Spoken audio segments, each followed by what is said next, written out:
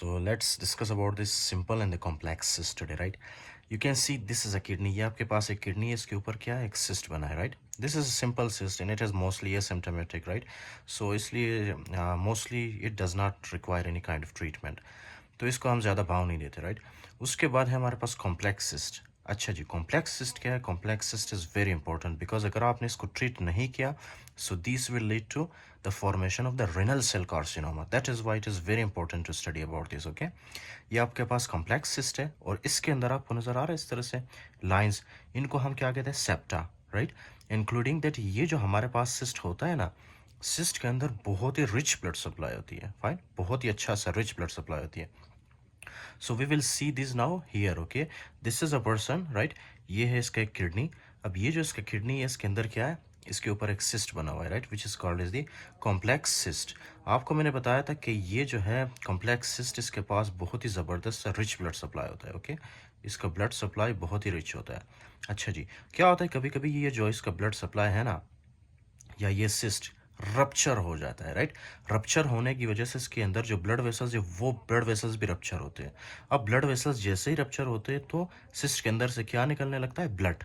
अब यही ब्लड फिर क्या होता है, किस तरह से हमारे बॉडी से हमारे यूरिन के थ्रू निकल आता है, फाइन। जब हम यूरिन को चेक करते हैं तो यूरिन के अंदर हमें क्या मिलता है, मोस्टली माइक्रोस्कोपिक हेमाचूरिया मिलता है, राइट? यूरिन के अंदर हमें ब्लड मिलता है which is called as haematuria. Haematuria मतलब यूरिन के अंदर जब आपको ब्लड मिले, right? That is the haematuria. अच्छा जी, एक तो ये हो गया, फाइन, हेमाचूरिया। दूसरी बात क्या है कि आपको पता है इस तरह से हमारे रेनल के पास क्या होता है, इस तरह से कैप्सूल होता है, renal capsule, fine. Renal capsule जो कि क्या करता है, हमारे किडनी को कवर करके रखता है, fine, renal capsule. Okay, this is the renal capsule. आपको पता है इस रेनल कैप्सूल के अंदर इस तरह से नर्व्स होते हैं, फाइन। अब जैसे ये फॉर एग्जांपल क्या है कि ये हमारे पास कॉम्प्लेक्स सिस्ट है ना, ये इस तरह से डायलेट करेगा या मतलब ये साइज में बड़ा होगा, एनलार्ज होगा ना, तो ये एनलार्जमेंट के बाद क्या करेगा, ये जो रेनल कैप्सूल है ना, इसको भी क्या करेगा, कंप्रेस करेगा, स्ट्रेच करेगा। ओके, ये देख रहे हो आप, ये पहले इस तरह से होता है ना रेनल कैप्सूल, लेकिन अब सिस्ट की वजह से ये क्या हुआ, ये रेनल कैप्सूल जो है ये स्ट्रेच हो गया। स्ट्रेच होने की वजह से इसके अंदर क्या होते हैं, नर्व्स, वो नर्व्स स्टिमुलेट होते हैं। नर्व्स के स्टिमुलेशन के बाद क्या होता है, आपको सीवियर फ्लैंक पेन होता है। ओके, फ्लैंक पेन, इस पेन को हम क्या कहते हैं, फ्लैंक पेन। ओके, इतना ऊपर नहीं है ये नीचे, मैंने किडनी बहुत ऊपर ड्रा किया लेकिन ये समवेयर यहाँ पे होता है। ओके, आपको फ्लैंक पेन होता है। तो एक क्लिनिकल फाइंडिंग है इसका हेमाचूरिया, दूसरा क्लिनिकल फाइंडिंग क्या है इसका, हमारे पास है flank pain, right? Including that जब आप पाल्पेट करते हो, पाल्पेशन का मतलब क्या है, जब आप जो है इस तरह से पाल्पेट करते हो, ये फॉर एग्जांपल ह्यूमन बीइंग है तो यहाँ पे इसके किडनीज पड़े होते हैं, राइट? तो आप इस तरह से जब पाल्पेट करते हैं, राइट, तो आपको क्या मिलता है, एक मैस फील होता है, palpable mass, right? At the region of kidney एक पल्पेबल मैस फील होता है, पल्पेबल मैस। अच्छा जी, तो ये हो गया थर्ड क्लिनिकल फाइंडिंग। इसको हम क्या कहते हैं, इसको ट्राइएड कहते हैं। ये किस चीज़ का ट्राइएड है, ये ट्राइएड है हमारे पास कॉम्प्लेक्स सिस्ट का। ओके, कॉम्प्लेक्स सिस्ट में हम क्या क्या फाइंडिंग मिलती है, एक तो हेमाचूरिया, दूसरा पल्पेबल मास, तीसरा फ्लैंक पेन, ये चीज़ें मिलती हैं, राइट? ओके, तो एक है सिंपल और दूसरा है complex cyst, right?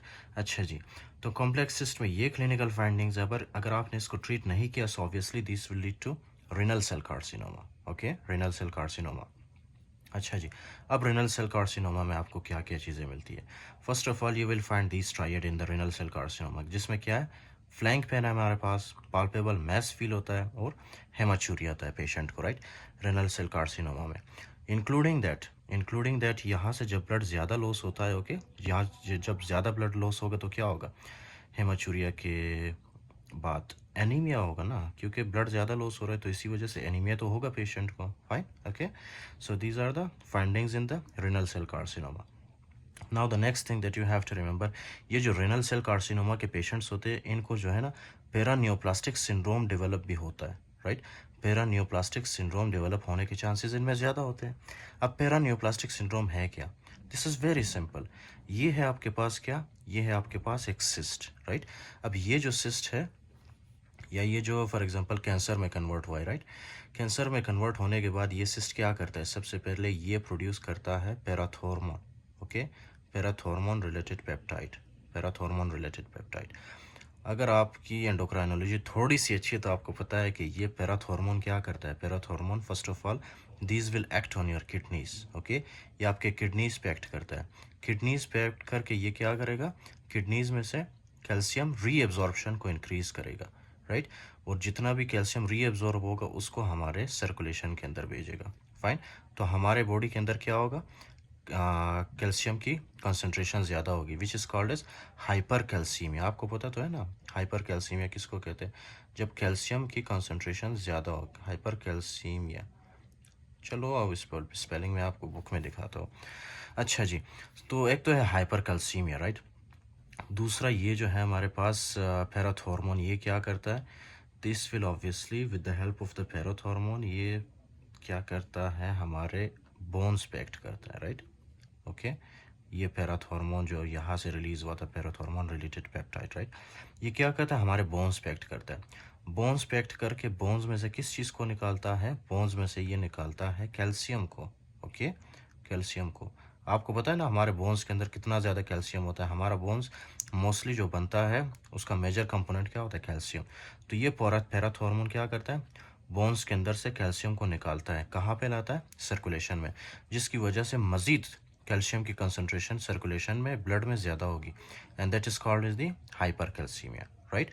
So this is the first function of the this cancer, right.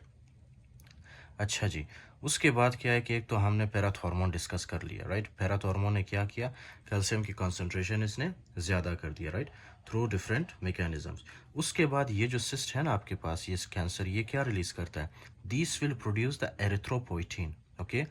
ये प्रोड्यूस करता है आपके पास, क्या नाम है इस हार्मोन का, एरिथ्रोपोइटिन, राइट।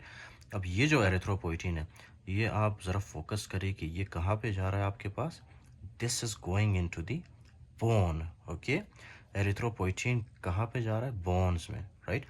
बोन्स से ये क्या करता है, बोन्स से ये एरिथ्रोपोइसिस को इंक्रीज करता है। एरिथ्रोपोइसिस एक ऐसा मैकेनिज्म है जिसके ज़रिए आपको पता है क्या बनता है, रेड ब्लड सेल्स। अब रेड ब्लड सेल्स जब आपके ब्लड के अंदर क्या होगा, ज़्यादा होगा। क्यों ज़्यादा होगा, क्योंकि ये जो हमारे पास सेल है ना, ये जो हमारे पास कैंसर सेल है, ये क्या करता है, ये एरिथ्रोपोइटिन रिलीज करता है, बहुत ज़्यादा एरिथ्रोपोइटिन रिलीज करता है। This erythropoietin will go into your bone, और बोन से ये क्या रिलीज करवाता है, रेड ब्लड सेल्स, राइट। क्योंकि एरिथ्रोपोइसिस को सपोर्ट करता है, तो एरिथ्रोपोसिस की वजह से रेड ब्लड सेल्स की कंसंट्रेशन ज़्यादा होती है, ज़्यादा होती है आपके ब्लड के अंदर। Now this condition is called as the polycythaemia, fine. Polycythaemia किसको कहते हैं, पॉलीसाइथीमिया, ये आपके बुक के अंदर है, राइट। पॉलीसाइथीमिया होता है। पॉलीसाइथीमिया किसको कहते हैं, जब रेड ब्लड सेल की कंसंट्रेशन बहुत ज़्यादा हो, राइट, आपके बॉडी के अंदर, आपके सर्कुलेशन के अंदर, तो that is called the polycythaemia. We will discuss this, okay, in the haematology, don't worry. तो इस कंडीशन को हम कहते हैं polycythaemia, just don't forget this. तो ये दूसरा कॉम्प्लिकेशन इसका, राइट। तीसरा कॉम्प्लिकेशन क्या है कि, अच्छा जी, कॉम्प्लेक्स सिस्ट, ये जो हमारे पास एक सिस्ट है, राइट। आपको पता है ये कौन सा आर्टरी है, ये है हमारे पास एफरेंट आर्टीरियोल। ये एफरेंट आर्टीरियोल ऑक्सीजनेटेड ब्लड लाता है किडनीज में, ओके, नेफ्रॉन में, राइट। अच्छा जी, उसके बाद ये जो आपको एरिया नज़र आ रहा है, this is the glomerulus and this is the efferent arteriole, these are the peritubular capillaries. इतना तो आपको पता ही होगा, ओके। तो ये क्या है, कभी कभी ये जो नेफ्रॉन है ना हमारे पास, यहाँ पे इस तरह से एक सिस्ट बन जाता है। सिस्ट बनने की वजह से यहाँ से ऊपर से जो ये एफरेंट आर्टीरियोल गुजर रहा है ना, ये एफरेंट आर्टीरियल को क्या करता है, इस तरह से कंप्रेस करता है, राइट, उसको प्रेस करता है, जिसकी वजह से यहाँ पे एक ऑब्स्ट्रक्शन क्रिएट होती है। तो यहाँ से जो नॉर्मली ब्लड आ रहा था, राइट, अब वो आसानी से यहाँ से नहीं गुजर पाएगा। क्यों, क्योंकि उसके रास्ते में जो है एक रुकावट है, एक ऑब्स्ट्रक्शन है, राइट। तो क्या होगा, यहाँ पे जो हमारे नेफ्रॉन में ब्लड पहुँचेगी वो कम ब्लड पहुँचेगी, राइट। एक तो ब्लड सप्लाई कम होगा नेफ्रॉन को, और दूसरा ग्लोमेरुलर फिल्ट्रेशन रेट कम होगा, ओके। एज अ रिजल्ट क्या होगा, यहाँ पे हमारे पास कुछ सेल्स होते हैं, एफरेंट आर्टीरियोल और डिस्टल कॉन्वोल्यूटेड ट्यूब्यूल के बीच में इस तरह से कुछ सेल्स होते हैं, जिनको हम क्या कहते हैं, जक्स्टा ग्लोमेरुलर apparatus, राइट। ये आपको पता है, ये जैसे ही ग्लोमेरुलर फिल्ट्रेशन रेट कम होता है ना, इनको पता चल जाता है इन सेल्स को। फिर ये जो सेल्स है ये क्या रिलीज करते हैं सर्कुलेशन के अंदर, ये रिलीज करते हैं रेनिन, ओके, रेनिन, ब्लड के अंदर ये रेनिन रिलीज करते हैं। फिर ये रास मैकेनिज्म कहते हैं इसको, राइट। रास मैकेनिज्म एक्टिवेट होता है रेनिन के ज़रिए।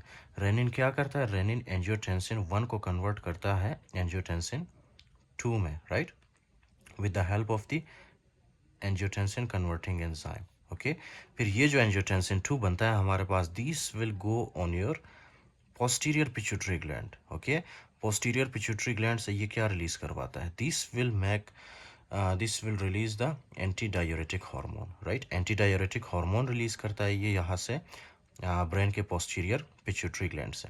दूसरा ये आपके एड्रेनल ग्लैंड पे जाके एक्ट करता है, वहाँ से क्या रिलीज करवाता है, aldosterone, right, aldosterone, right. Including that यही एंजियोटेंसिन 2 आपके वेसल्स पे जाके एक्ट करता है, राइट।